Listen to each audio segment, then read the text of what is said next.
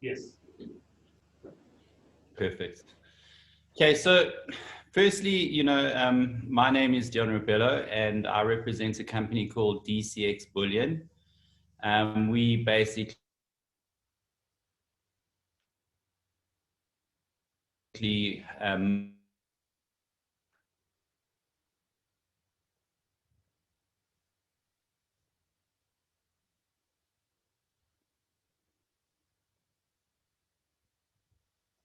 buy and sell.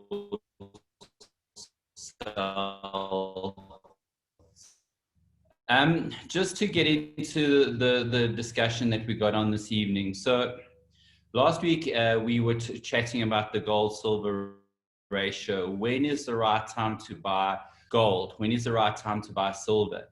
And of course, it comes down to this key thing called the gold-silver ratio. And I mean, it's been recorded to go back as far as I think probably 3,000-4,000 years that they've actually got records of this ratio being used. In fact, I know in Roman times it was 12 to 1, so 12 ounces of silver to 1 ounce gold.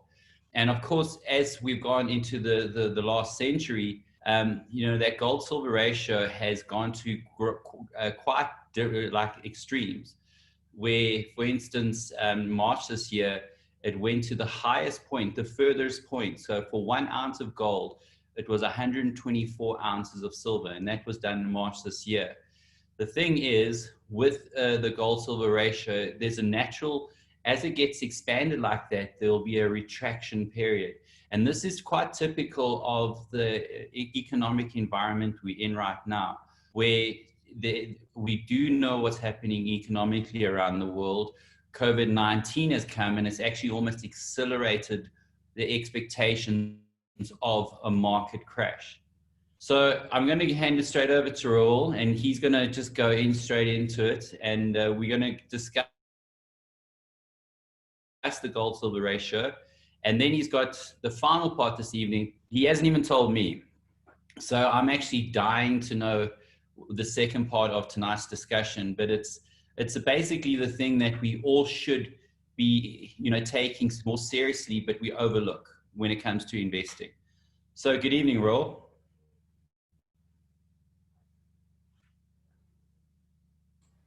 Thank you, Deon. Hope you folks can hear me okay. It seems like there are some issues with internet, and let's hope that all goes well. I've also noticed with some of the Zoom calls lately, the guys have bombed off and come back on and bombed off and come back on again. So that's it's a bit busy, crazy stuff. All right, so you're saying it's too soft. Let's see if somebody said it was too loud last night.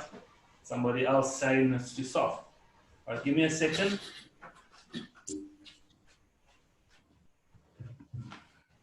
So yeah, just to expand on the gold silver ratio. So of course, Reuel, from my side, your volume was fine. So I think, Caroline, if you can maybe just check from your side, it may be that your speakers aren't loud enough, but we can try from our side. Reuel, just check your side. Yeah.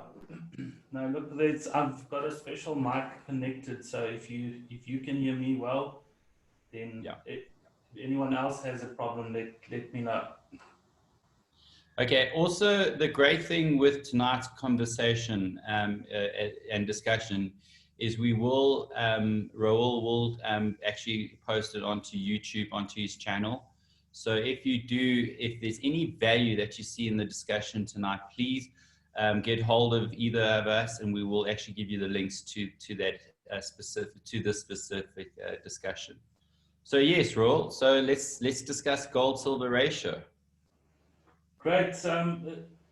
What I realized also was that our problem that we've got with the gold silver ratio, it is actually a subject that can go on for weeks, because there's not enough time to actually go into the brevity and the extension of what this is. So what I'm going to do is, like the surprise I have for you tonight, I'm going to do it in a series. I'm going to do it in parts so that you can look forward to the next. I'm going to make you so excited, and then I'm going to stop.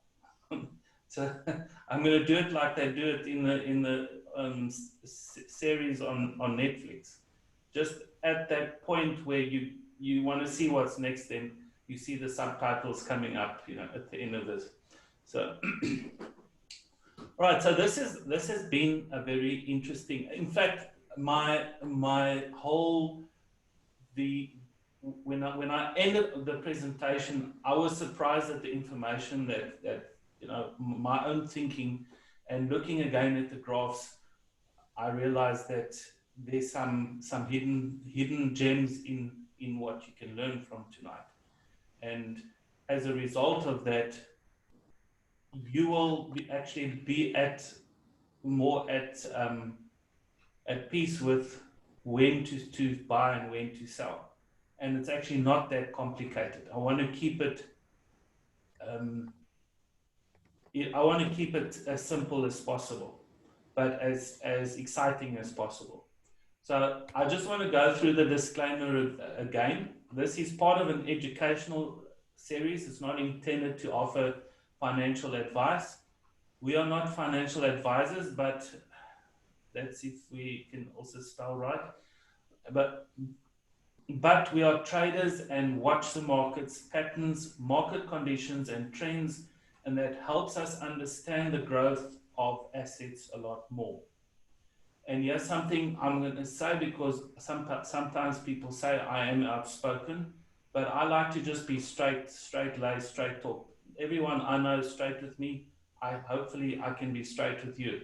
When you consult a financial advisor for your financial needs, it would be better if your financial advisor themselves are financially independent and are independent from any company or firm, so that they don't give you biased information. And if they don't earn a monthly income, that would also help you know that the information they're giving you, that they actually hold real assets. They're not holding just financial instruments that financial advisors normally sell you. I had somebody contact me the other day, and I don't know if it's one of you. I can't even remember who found me. They said, I've got this fantastic financial advisor, and one of the products that I'm paying 16,000 Rand a month on a life policy.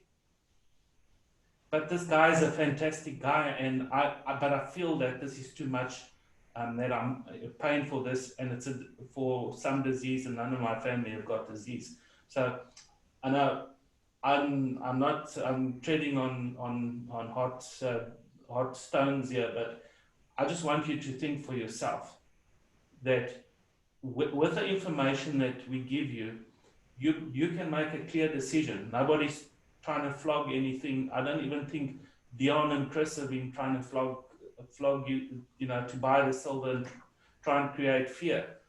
But we've seen the results over the months, and we've seen how happy people have been because of the results that they've seen in the prices. So this is a gold to silver ratio over the last 5 years. But Reuel, I just want to come in on that quickly, if you don't mind. It's quite important is any of the information we do give out is freely available online, and people can go and check anything we say, and they will see that all that information is freely available. So of course, when we give an analysis, and I do a daily morning analysis of what's happened the day before in the last 24 hours, and the expectation of where silver is going to move or gold's going to move, those are based on what's happening in the market, and it's based from professional people that are giving that information out.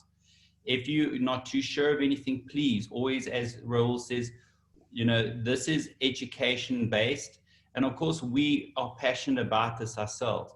I mean, I got involved in this, and I come from an engineering background, in the mining sector, and I've always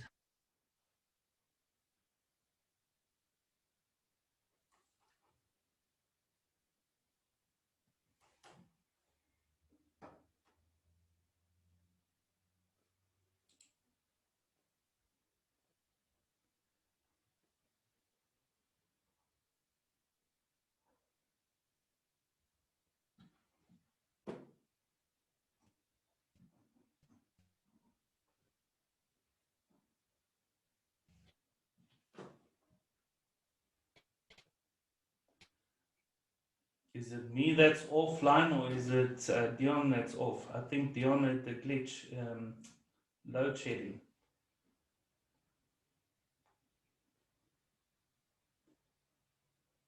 All right, Deon is offline.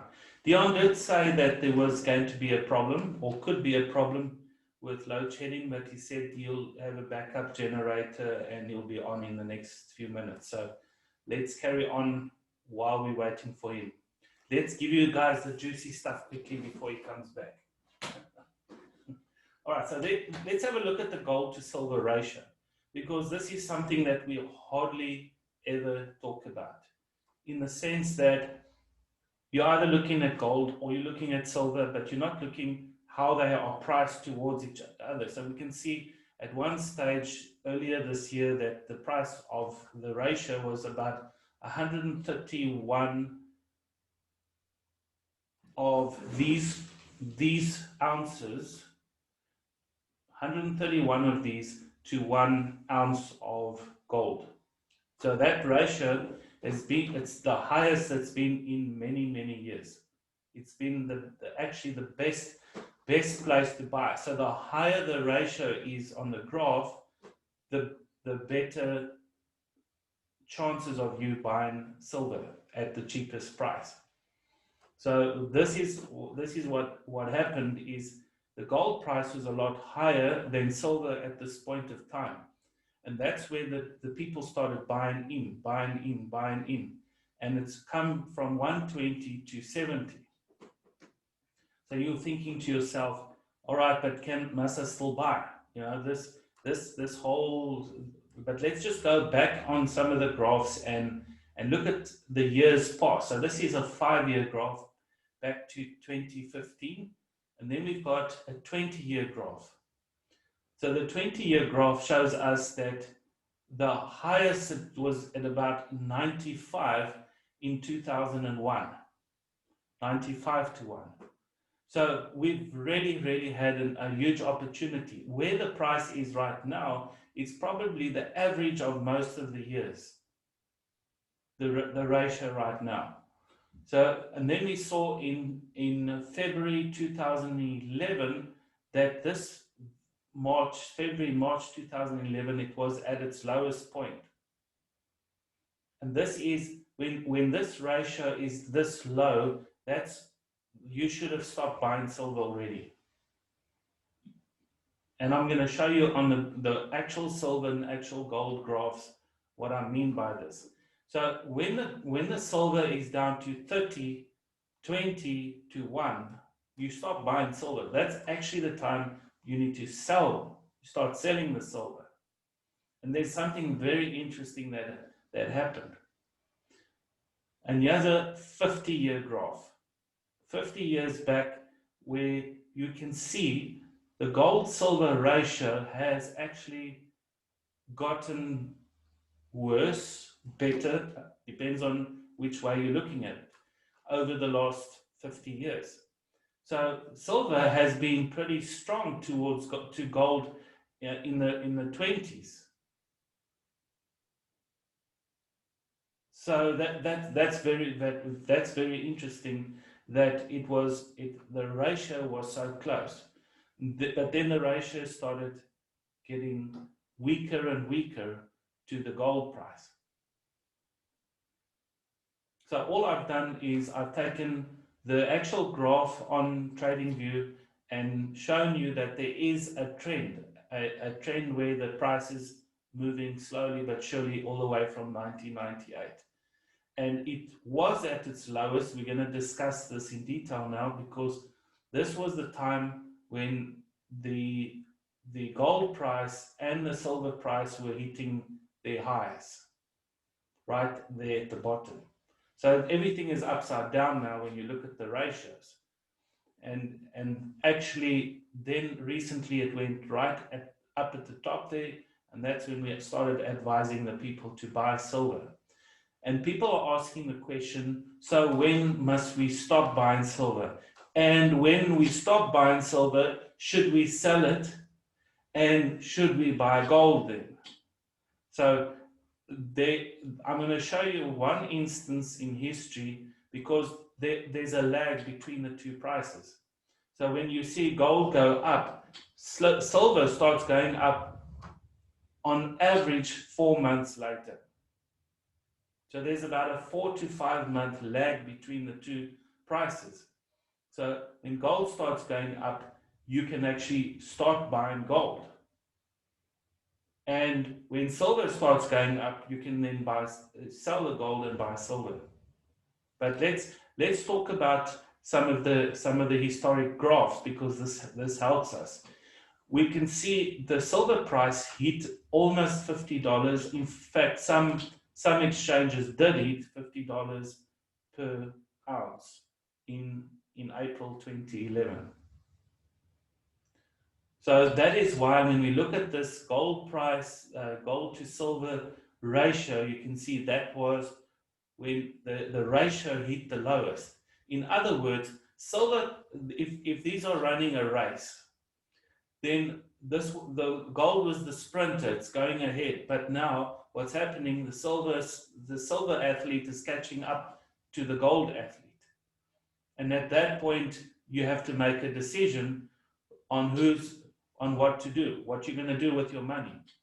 So when we look at this slide and we see silver hit its high in April and started coming down, that would have been a good place to sell at $50 an ounce. Because what you're going to see next is very interesting. If we take gold carried on going up into August. So silver hit its high in April, May, June, July, August. 4 months later, gold was still carrying on going up. And here's the interesting part. When we look at the time when silver hit the high, was around the 4th of April, and gold hit the high on the 29th of August. So you would have now taken your profits from silver and bought gold with it, because gold carried on going up. If gold and silver went up and down simultaneously, it wouldn't make any sense to sell silver and buy gold. Not at all, because they're both going down. So you would never want to buy a depreciating asset. So then what we do is, for 4 months, let's have a look at the price of gold when you sold silver. The price of gold was $1,424. So you took your silver, cashed it out, and bought gold at $1,424. Now, gold is still doing this, but silver is doing this. So you're out of silver. You say, goodbye, silver. I'm done with you. You know, it was a nice time with you. You've been a good boyfriend. You've been a good girlfriend. It's, you know, cheers. I will see you when you're low again. So I'll wait until you're low, because when you're low, you're humble and I can afford you. Then the gold went up to almost $1,900. And that is where you sold it. The signs were already there. Very few people actually knew what was going on at that time, because there was a war in Libya. Hillary Clinton had declared war on Gaddafi, and went and bombed him and killed him. And the gold was spread to all the different European countries and places where they could sell the gold, all the friends of his. So they knew that this is going to happen, and the gold price then tumbled. So if you took your profits from silver, and it's going to take a while to actually sit and work out where you should have bought, you know, but you have made your profit with silver. Silver's hit a high in April. You took the rands or the dollars, whatever country you're in, and you bought gold with it. So that would give you $470 per ounce profit. So you rode two waves. You got, as a surfer, you got off this one wave because you saw this wave was going down, and you jumped with your surfboard onto the next wave. and you carried on surfing the next wave. And you made for 8,000 Rand an ounce just because you did that. That's awesome. I think that's, if there's anything that we can show people, this is what we show them. And we can probably see a very close graph of the same kind of graph with the gold and silver price right now, where the gold price is right there at the top and silver price is only starting to climb up there. So there's that lag.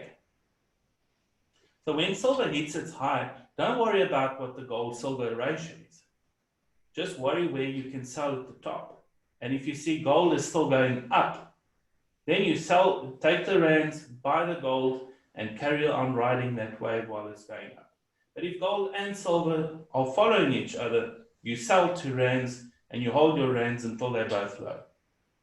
That's as simple as it gets.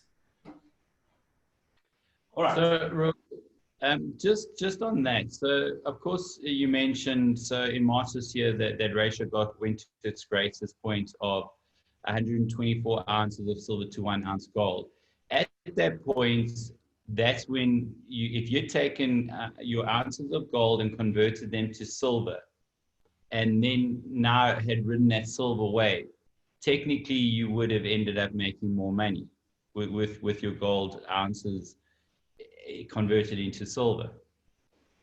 Yes, so if you had gold in March, you should have sold your gold already before it started coming down. But if you sold your gold and took it, let's say you bought you bought $2,000 worth of, had $2,000 worth of gold. That $2,000 that you took and you bought silver with it would have probably given you about $6,000 worth of value back right now. So it's still the best asset to have now is still silver. Because when you look at the way the two are growing, gold is growing like this, where silver is growing like this. So silver is growing a lot faster than gold, and you want to buy silver until it hits like 40, even 30 to 1. It's still profitable because from 30 to 1 to 15 to 1, it still gives you a very nice profit. But 40 is actually the point where you start looking at, okay, what is actually happening in the market now? And you got to, but that's why this needs to be covered over a series, because that's so technical when it comes to that ratio. And the ratio is not that important to know if you are selling high and buying low. But when you see there's this 4-month lag between the two, and you know, all right, this one is done now, it's going down, it's hit the resistance line, it's coming down, then you know we still have 4 months to go with gold. So let's get into gold. And at the end of the day, we all really, as much as we despise fiat currencies and the dollar and the rand, at the end of the day, that's what we need to survive on. That's what we need to multiply to pay our debts and lifestyle and everything.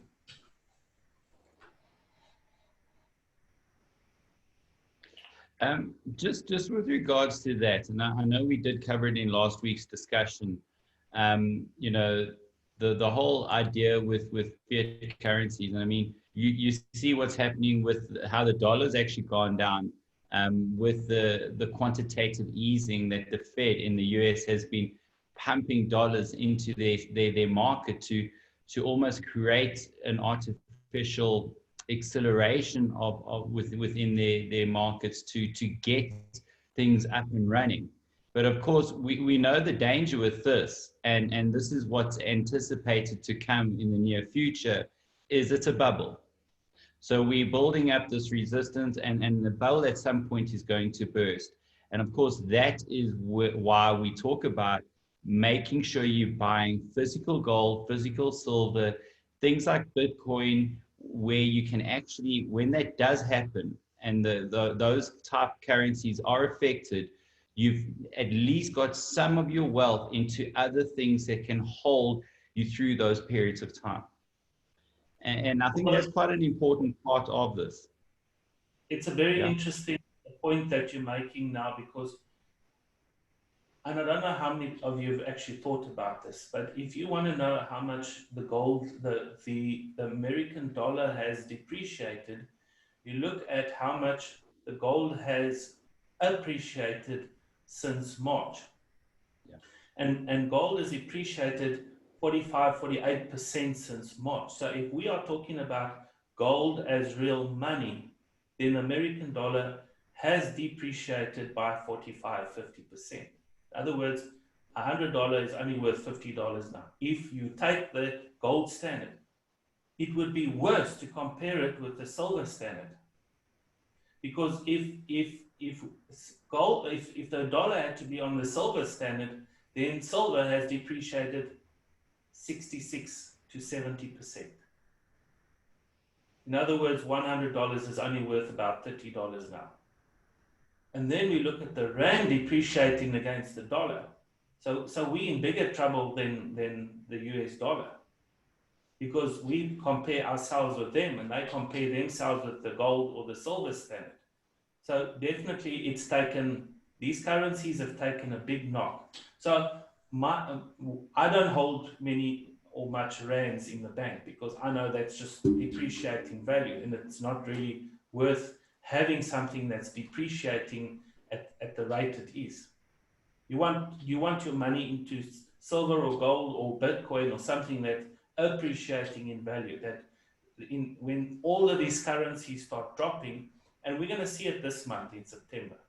September and October are very bad months for the markets. That's when your most stock markets crash. That's when we see that people will go and buy the commodities and the stuff that has real value. So it's just in that, and I mean, I know we got the US elections also now coming up. So there's a lot of uncertainty going. So based on the period of time, and again, I mean, I talk about this every day within the group, that based on where silver is, based on the ratio, it's still completely undervalued as an actual commodity. And that it offers massive value to a person that wants to diversify, making sure they're getting some of that the rand. And I mean, we don't even need to go into what's happening with the rand. Yes, it's strengthened to the dollar, but the reality is we are on the edge of sovereign debt. And what's happened with COVID-19 is going to push us over that cliff. Once we hit that and we start defaulting on our payments of interest, I think we're in for quite a scary thing. And I know we did this, I think it was last week, where you gave projections of the rand dollar, and we're looking at points. At some stage, the rand will be about 80 rand to the dollar. And I mean, I hate to think of what where we will be at that point, from a financial perspective. But again, the people that know and understand and have taken the opportunities and spread their risk across different asset classes, this is where they will get that advantage. Yeah, true. And what's nice is, I mean, we were buying silver granules, and the silver granules you can make into bars, into coins, into whatever, and you're adding value to your assets by giving people something that's concrete, and you can have a whole house in a rucksack, the value of a house in a rucksack. So and we're talking now about coins. And now I'm going to take you to the next exciting aspect. So if you folks want to ask any questions in the chat box, please do so. We can answer them as we go. All right. So here's the investment that you keep teaching. So it's coins. It's bigger than silver or gold. And you folks will not believe what you're hearing now, or you'll be kicking yourself when I'm done. So you handle this every day of your life. You give it away to the poor, to the car guards, to children, and in return, they do the same with it. They ditch it. You and everyone has never learned to appreciate a piggy bank. And a piggy bank is something that, I don't know how many of you grew up with that word, but we used to have a little tin or something that we used to put all our change in. And we didn't realize what the change was worth. So it seemed like it was the most valueless possession that you could hold. And here is an example of what I'm going to talk about. The old 1 Rand coin from 1977 up until the 80s, when we had these 1 Rand coins, was 12 grams.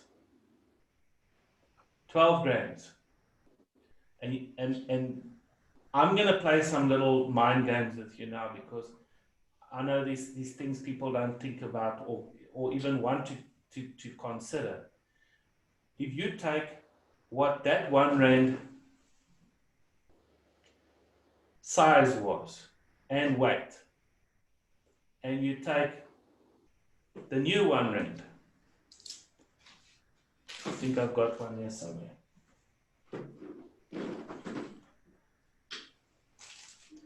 The new 1 Rand size and weight, and you had to look at the fact that one coin was 12 grams and the other is 4 grams, and it's the same value. Doesn't that tell you the depreciation of the rand? Because one is a third of its size and weight than it was a few years ago. In other words, this has appreciated 300% in its actual weight, just in its weight. There's our new, actually I took a photo of this. This is part of my own pictures. An old 1 Rand and a new 1 Rand. You can see something is wrong here, because we're getting less rand. If you took a 100 Rand note and another 100 Rand note from 20 different years, they would be more or less the same size. But we see it clearly that the value of nickel and metals are going up, because they're giving you less value in size. And that gives you a lot of interesting points to think about, because we're going to go into the actual silver coins. So all of these 1 Rand coins that were pre-1977 are actually valuable coins.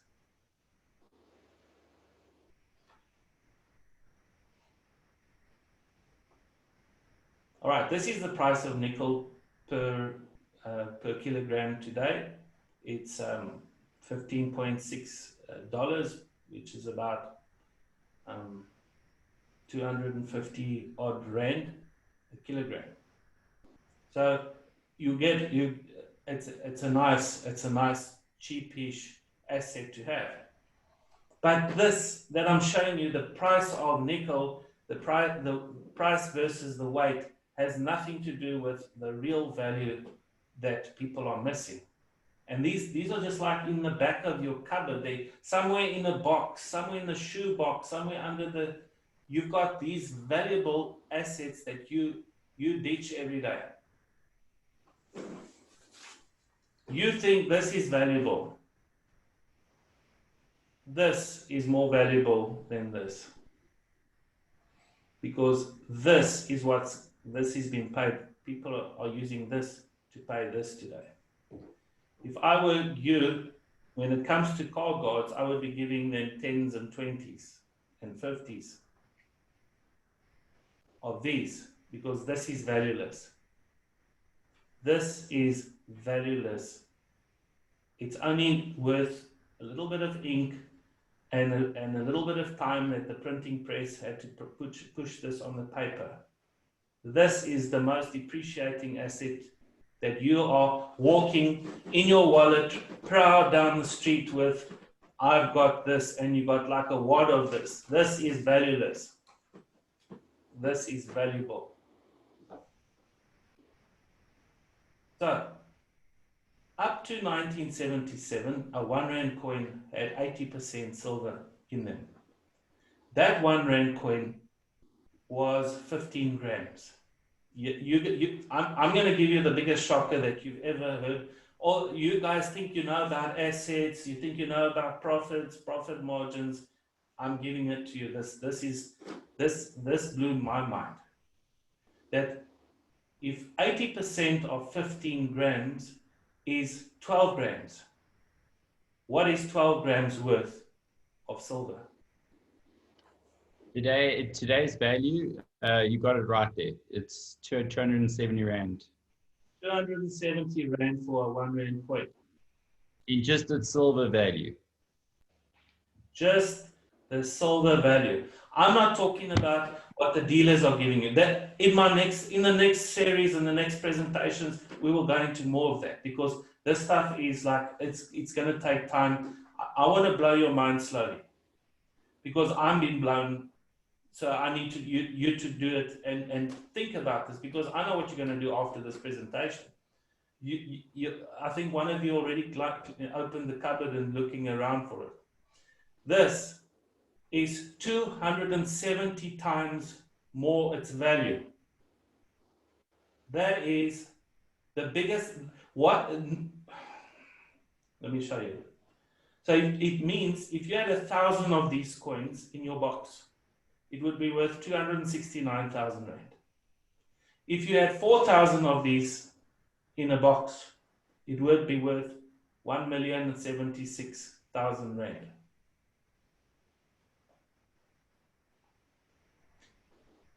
Gold from the 1970s would have given you 5 to 6 times your returns back. I've got gold. This is more valuable in returns than gold. You can go and take that 1,000 or 4,000 coins, sell it, and then buy gold with it. You'll see how much more gold you would buy if you had these coins, if you had these silver coins. So 1976, 75, 74, and all the previous years, these 1 Rand coins were 80% silver, 12 grams of silver. So if you go to the silver guy, he will give you that value. There are some of these coins that are worth thousands of rands. I'm just going to leave it there. So this is the asset that you've been ditching. Whether it's a 5 Rand, whether it's a 2 Rand or 1 Rand, you should not give these coins away ever again. You should keep these. When I come at the end of the shopping spree, I put my coins in my pocket and I give the car guard the worthless money. He thinks, thank you, boss. I mean, when I give him one of these, he says, thank you, boss. When I give him this, he says, thank you, boss. I got one of these coins back the other day. Sometimes I've got a 50 or 100, and I ask him if he's got change. That's how I get these coins. And this was like Mandela coins and stuff that he gave me. And I showed my wife what he gave me back. And I said, this one coin that he's given me back in change now is worth more than this that I gave him. And he doesn't know that. Stop ditching your coin. So, Reuel, okay, how if I'm experiencing this for the first time, I see what you're saying and it makes sense. So what to the person that's on the call now, what would you say to them? What's your strategy in starting to accumulating these coins? How do you, how do you? First of all, what I did was a few years ago is As I talk to people wherever we go, visit people, especially the older generation. And then I tell them, don't you folks have any old coins? And generally speaking, they say, yes, we've got some in the box. So, like, Nelda's mom had a whole shoebox full of old coins. And it took us a few days to go through all the coins and see what the value was, at least to give them some value back. But even the old tikkies, there's a whole lot of old South African coins that have got silver in them. And so you start collecting all of those coins because some of those coins are worth a lot more than just the silver value because of their year models. So, I mean, as far as the newer coins are concerned, collect as many as possible because some of them have some emblems and stuff on them, those special editions, and they are really going to be worth a lot more than 5 rand in the future.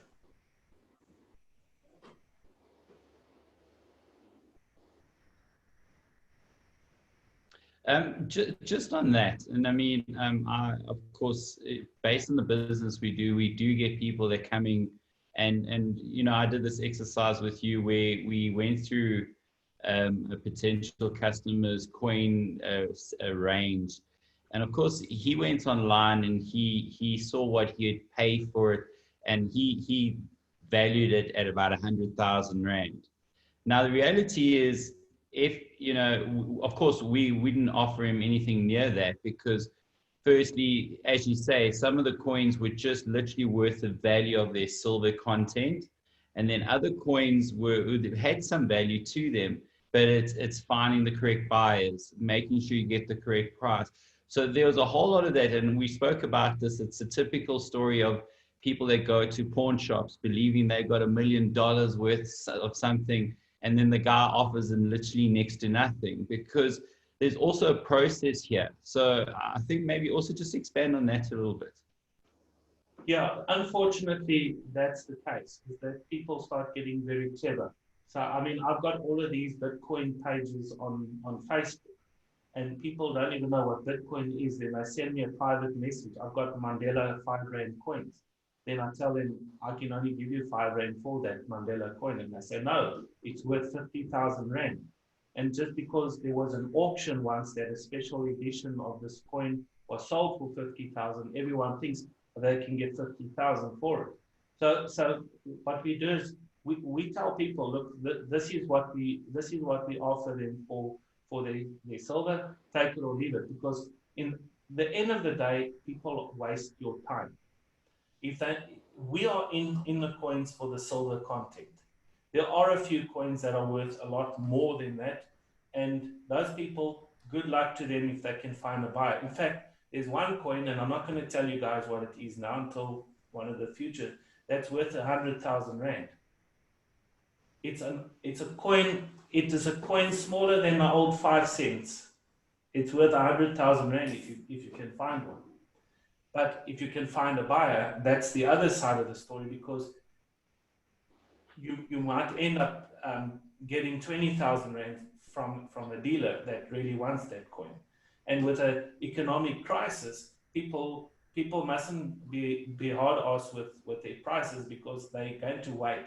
So if you're willing to wait and you're willing to place adverts all over the internet, because I can see some of these guys, they never sell their coins. They can advertise these old 1 rand coins for 250 rand on OLX. The advert's been there for a year. Nobody's going to pay you 250 rand. It's just people don't. They just have this elevated thing of what coins are worth. So I just say you don't waste time with people that if they're not willing to take the prices. I'm offering up to 20 rand for some of these 1 rand coins, these newer coins, because their face value can range from 5 rand to, there's some of them that are worth 3,000-4,000 rand because of which year stamp on them. It was one coin in the 1929, I think, or 39. There was only like 60 of that coin made, and that's why it's so valuable. So it depends on how many were processed during the year, but that's be it as it may. That's a long section already on its own. I don't want to go into that because it gets frustrating. People start bogging you with calls and wanting and the worst thing about what people do is they actually try and clean the coins. They try and polish them, and that's the worst thing you can do because that actually brings the value down. So a coin must just be in its original condition, even if it's got rust, even if a train rode over it. We used to do that in the olden days. You take the old 2 cent pieces, put it on a train track, and it was like this long, elongated piece of copper when it was finished. I know that's illegal, but when you're a child, you do all sorts of stupid things like that. And then there's one last thing, one last little surprise that I've got for you folks. Just for the last, like, hit the nail on the head. If you took a 1 Rand coin, and I actually did all this weighing this afternoon with a scale, and I said if you took a 1 Rand coin and you weighed it, it gave you 12 grams. And if you took 20 cents of 5 cents 1 Rand, it would give you 30 grams. And if you took the small 5 cents, I've got packets of these little 5 cent pieces, it would give you 30 grams of coins. Now you think, would I take a 1 Rand, 12 grams, or 20 cents, 30 grams? No, I think I've got the number wrong here. The 5 cents is actually 50 grams of coins. That 20 of those coins are 50 grams. This shouldn't be 30 grams. So 12 to 50. I don't know how that old government figured this out, but they did their maths very, very wrong. So roughly, just on, if you're working on 50 grams there on silver content, I mean, we're talking about 850, 890 Rand. Yes, but now these coins didn't have any silver in it.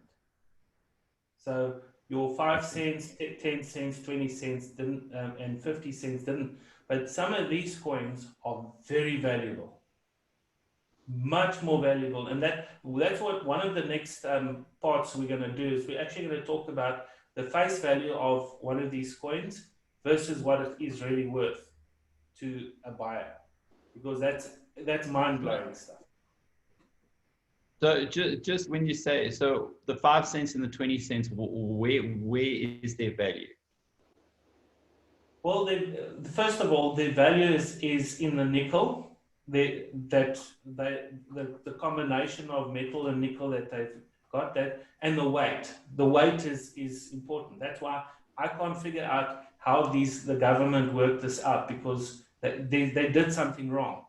If I took if I was a little bit clever and I could make a mold, a 1 Rand mold, and I took 5 cent pieces and I melted them to make 1 Rand coins, I would be able to make almost 4.5, 1 Rand coins with 5 cent pieces. I mean, I could. This is making money. And then the second thing is each one's year and scarcity also counts, because some of these certain 5 cent and 20 cent pieces and 10 cent pieces are actually much more valuable than what the people are selling them, or the face value. So that is it from my side. Any questions, folks? Yeah, listen, guys, we're going to open up the floor. So if you do have any questions, I think the time is now. We got a couple of minutes to go before we're going to start to wrap things up. But yeah, Reuels, thanks. I mean, there's a lot of food for thought there that you really added. I see you got the graphs up for Bitcoin. No, I just thought, if there's any questions, I'm ready for action. If there's anybody that wants to ask about that. Um, just with regards to, okay, I saw the graph, so let's chat about Bitcoin quickly. Bitcoin is being coined, excuse the pun, as digital gold.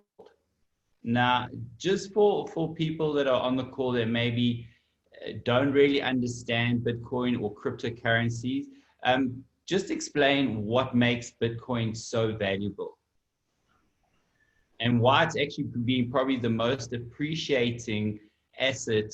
Uh, I don't think anything has actually performed to the same level over the same period of time. Actually, let me just share the screen again because I actually want to show you folks. The real thing is supply and demand. And there's, with dollars and rands and Zim dollars, all of that is has been depreciating like very, very seriously because they print.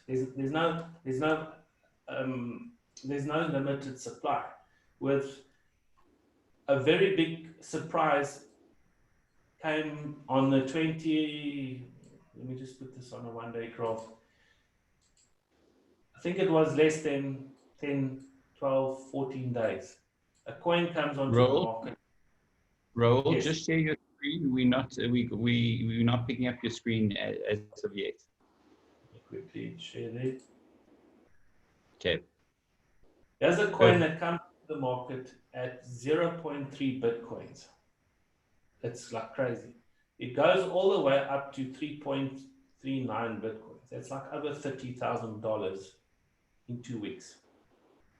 And I ask, how did this happen? So, simple answer, there's 30,000 coins in circulation. Bitcoin, there's 21 million in circulation. The fact that this coin can go so high so quickly is because it's riding on the back of, it's like if your dad is famous or your mom is famous, and like you walk in and your mom's name is Celine, and you say, I'm Caroline Deon or Shari Deon, whatever, you get the recognition right away. So people understand the blockchain space, and blockchain has stayed quite a long way off out of finances for a long time until now. And now they're taking over the financial industry because when there's a regulated supply, that means there's a demand. The demand goes up because the supply gets less and less. And the thing with Bitcoin is that because of all the halving, the amount of Bitcoins that get produced every hour, every 10 minutes, getting less and less every 4 years. So the demand gets more and more. And then, of course, the thing that we all hate is banking fees and people regulating how we spend money, who we pay, how we pay. That's one of the biggest reasons. We have found a way to tell people you don't need the banks anymore. We have a banking system that is independent of regulation. So it's a decentralized system and it's a trustworthy system. And that's the amazing thing with this technology. And I mean, you're one of the people that actually really introduced it to me, and through your course, which I've done your level 1, it's actually a complete eye opener as to a technology that I remember the first time I heard about Bitcoin, it was 27,000 Rand a coin.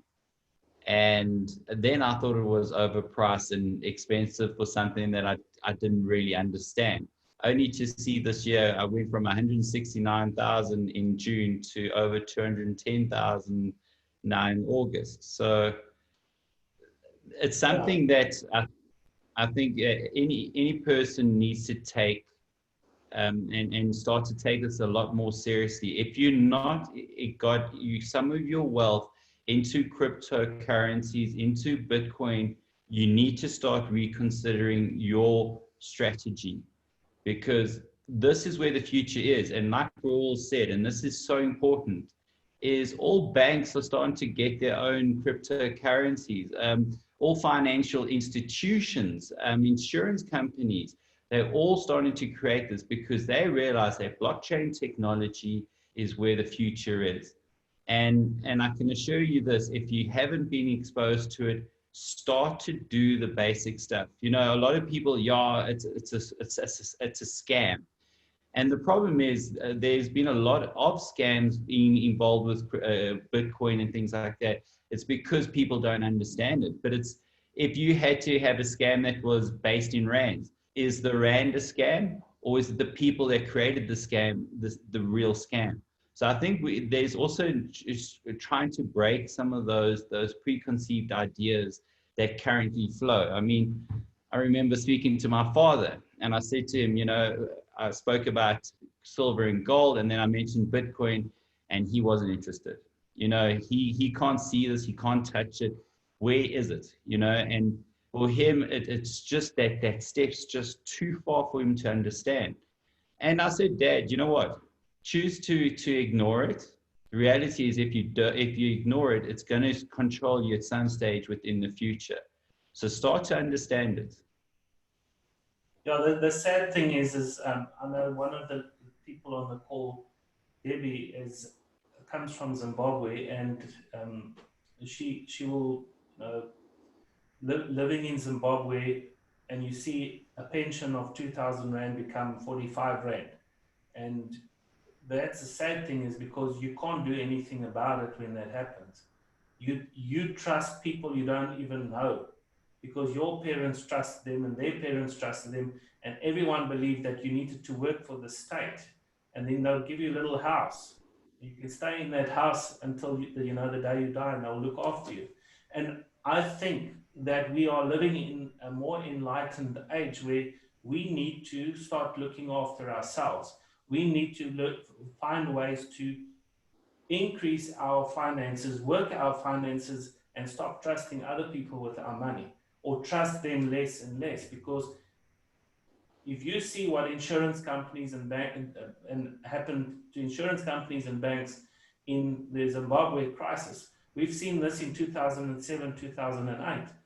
How many banks closed down, shut down, people's money is lost. Saw this in Greece, Venezuela, Zimbabwe, all of these places. Right. So one thing I do want to say about Bitcoin is Bitcoin has a 4-year cycle. You asked about the elections in America. The elections happen every four years, so we call this a presidential cycle. And every year, the run up to the president, the election is, if we look at the Bitcoin price in January 2017, it was running around 600, 700, 800 rand, and then it went to almost dollars, and it went to almost $20,000. So it went 20 times its value in the year that year, the presidential cycle. So the next presidential cycle is going to happen 2021. So you need to have Bitcoin by 2021, because this is the parabolic curve that it will go up before that 7-year Shemitah year starts. And you need to make sure that you're in control of your finances before September next year, when the stock markets crash. So, Reuel, I think let's wrap up, and then of course I just want you to give some teasers for next week. But you know, as far as the coins, I know you're going to get the second part to that. So just give a brief description as to where we're going to be going with that next week, Wednesday. It's a surprise. No, I'm going to carry on the particular slides that we've started off with, and actually just carry on discussing, and I will put a section in on the gold silver ratio. What I'm going to do is I'm going to talk about more historical, back into the 60s, 70s, 80s, 90s, where you could have bought, where you could have sold, so that you get a better picture. This was just an overview tonight. This is just like a little taster. And then carry on discussing other assets like the coins, that stuff that everybody has access to. This isn't. I mean, this is an investor's call, but even investors throw coins away. I mean, you drop a coin in the street, you don't even pick it up. So we'll just carry on that line and talk about more investments in the line of silver coins that there are in circulation. Okay, then also I definitely want to bring this up next week with regards to Bitcoin is this presidential cycle. I'd like you to expand on it. We don't have the time now, but it's fascinating. And I think if you see where it was and to the heights it got to, and where Bitcoin is currently in dollars to where it's been projected, that now makes a lot of sense to me since you explained this. But I think let's leave that for next week then also. Yeah, we'll do it. I'll actually throw all the Bitcoin graphs up also just to show you the 4-year cycles, and it's just blow your mind. Okay, great. Okay, I just firstly like to thank everybody for your time. Again, as Reuels said, we are not financial advisors. Of course, we are looking and we're passionate about, well, especially from a DCX bullion perspective, is people diversifying their wealth. I do have a WhatsApp group where I do release pricing on silver and gold on a daily basis. If you do want information on that, you can drop me a message and I will then put you onto that group. But again, the important thing here is we really want people to get their money out of rands. People have worked too hard and spent a lot of their lives building up these nest eggs. And as Reuel said, it happened in Zimbabwe, and we're not saying it's going to go to the same level. It could, and it is most likely going to go to a certain level. But the reality is you need to start planning your way forward. And this is not all doom and gloom. I love there's a Mike Maloney saying, and he's, a specialist in this gold silver sector. And, it's about being empowered to know what's happening. And by being empowered, you can then make those decisions that are going to benefit you. So this isn't doom and gloom. This is about knowing what's going on and making intelligent decisions based upon that knowledge that you have. Reuel, on your side, in closing? Yeah, just what as a trader, we don't look at the world as positive, negative, whatever. We want to prepare ourselves by looking at the cycles, the time cycles. So if you prepared, when you prepare, there's less fear, there's less surprises. And when you are prepared, you know that, okay, this was predicted, this is possibly going to happen, but I'm ready for this. And I mean, some people think, well, I don't have money to buy like a container of silver. No, you don't have to buy a container of silver, just buy some every month. Every month, your spare cash, just buy some silver. Don't wait until you got big amounts of money. No, just buy small amounts all the time so that if there's an economic crisis, then, some months you might have more money and then you just buy these 100-gram bars. It's just like, hey, it's so lekker having this, man. You like sleep with it under your pillow. Reuel, thanks again for your time. It's always appreciated. And again, thank you to everybody for your time. And we look forward to getting back onto this next week, Wednesday at 8 o'clock. And yeah, please, if there's anything you would like to ask, please don't hesitate in contacting myself or Reuel, and we're more than happy to assist you however we can. Okay, Reuel. Okay. Thanks a lot, everybody. Good night and God bless. Thank you. Good night, folks. Everybody. See, most of the people are traders. Bye for now. 3, 2, 1.